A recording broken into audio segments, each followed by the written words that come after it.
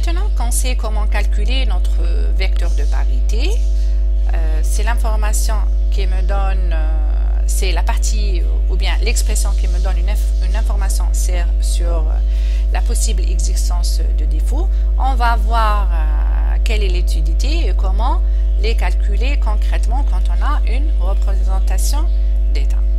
Voilà, c'est ma représentation d'état initiale. J'ai rajouté des termes, j'ai modélisé les incertitudes et les défauts pour pouvoir enfin calculer le vecteur de parité qui est égal bien à W y de k moins DU, ou bien de l'autre côté, il est égal à W fois les incertitudes plus la partie qui modélise mes défauts.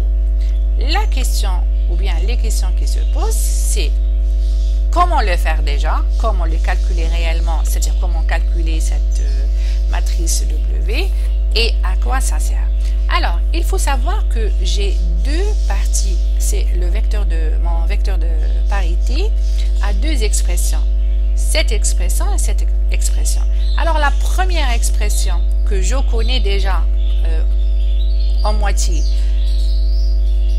va me servir à calculer mes résidus. Pourquoi? Parce que si on me donne, si je développe ma représentation d'état, j'ai déjà la valeur de C et j'ai déjà la valeur de D. Je connais mes entrées, je connais mon état. Alors, je pourrais calculer cette partie-là à condition de savoir comment calculer W. Admettons que j'ai déjà W, j'ai Y, j'ai D, j'ai U. Alors, P de K est connu. Ça, c'est mes résidus. Alors, je pourrais dire que P de K, c'est mes résidus. Je calcule mes résidus comme ça et je vais utiliser après mes résidus pour avoir des informations sur mes défauts. Alors, ça, c'est pour calculer les résidus et ça, c'est pour évaluer les résidus. On va voir après. Maintenant, comment calculer les résidus? Les résidus, c'est tout simplement R de K égale à P de K. Mes résidus sont le vecteur de parité qui sont égaux, les différents résidus sont égaux à W y de K moins W du de K. Maintenant, j'ai mes résidus. Je peux passer à l'évaluation des résidus pour dire j'ai un problème dans tel ou tel capteur.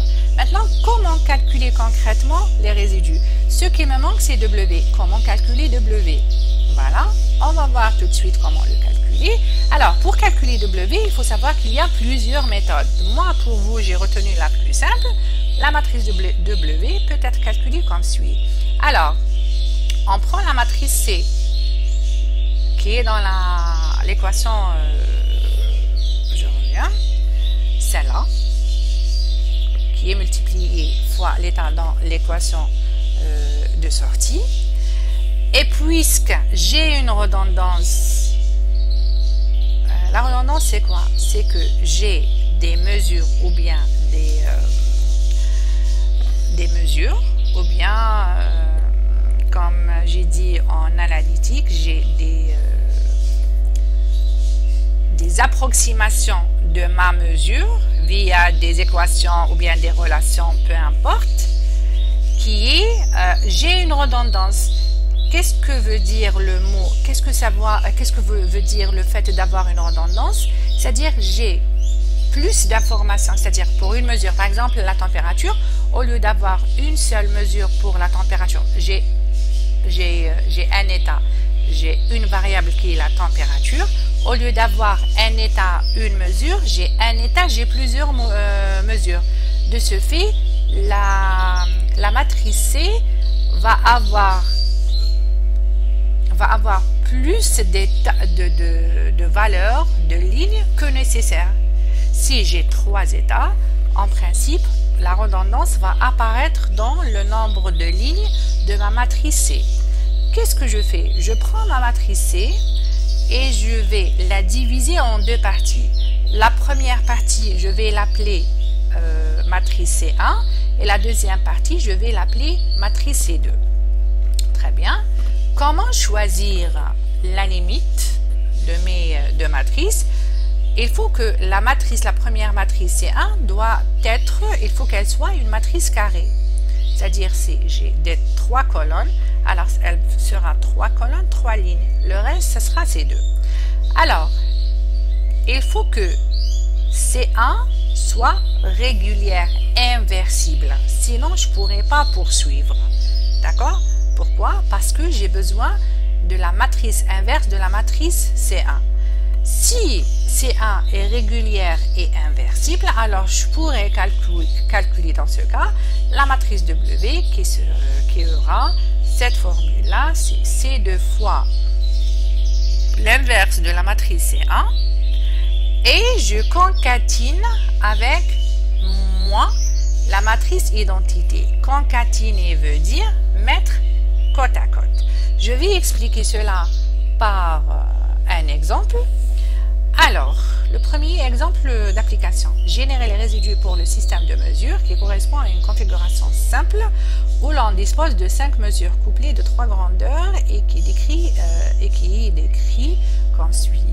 Alors, j'ai 3 grandeurs, vous voyez là, j'ai 3 états, c'est-à-dire 3 grandeurs, mais au lieu d'avoir 3 mesures, j'ai 5 mesures, c'est-à-dire j'ai 2 mesures de plus. J'ai une redondance. Je pourrais appliquer la méthode de redondance analytique. Alors, en suivant les étapes que je viens d'expliquer pour calculer W, qu'est-ce que je fais? Alors, je dois commencer. Voilà, j'ai fait un peu d'espace pour mes calculs. Je dois commencer par déterminer C1 et C2. J'ai dit que C1, c'est la partie sup, C2, c'est la partie inférieure. C1, je la choisis comme étant une matrice carrée. Puisque j'ai 3 colonnes, alors elle va être 3 fois 3. Voilà C1. Et le reste, ça sera mon C2. Qu'est-ce que je fais? J'ai besoin de calculer l'inverse de matrice C1. Elle est inversible, je vérifie, je calcule mon delta.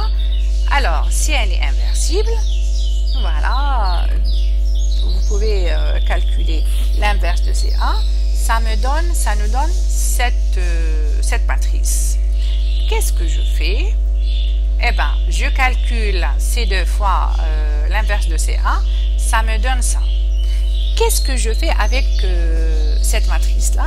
Je vais concatiner là, c'est-à-dire mettre là, moi, la matrice identité.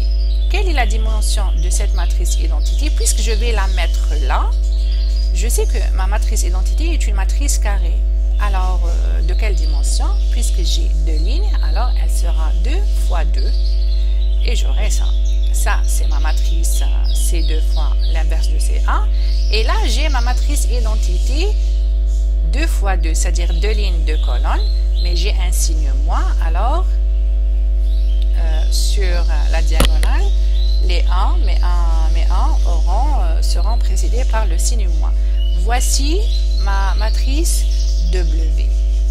Qu'est-ce que je fais de cette matrice? Eh bien, je vais la multiplier fois toute cette équation de sortie.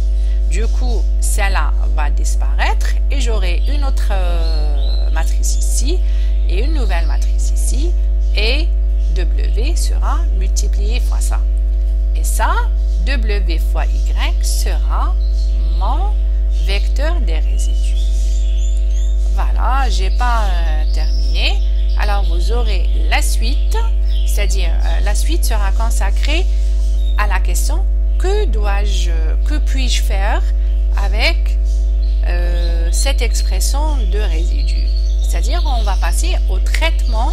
Ça, c'est le calcul des résidus. Je vais montrer mes résidus, mes expressions de mes résidus et passer au traitement de ces résidus.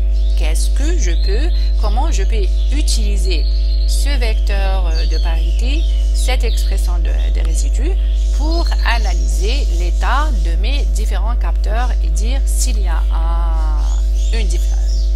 une ou plusieurs défaillances et à quel niveau. C'est ça le but de ma vidéo prochaine, Inch'Allah. Allez, à plus tard.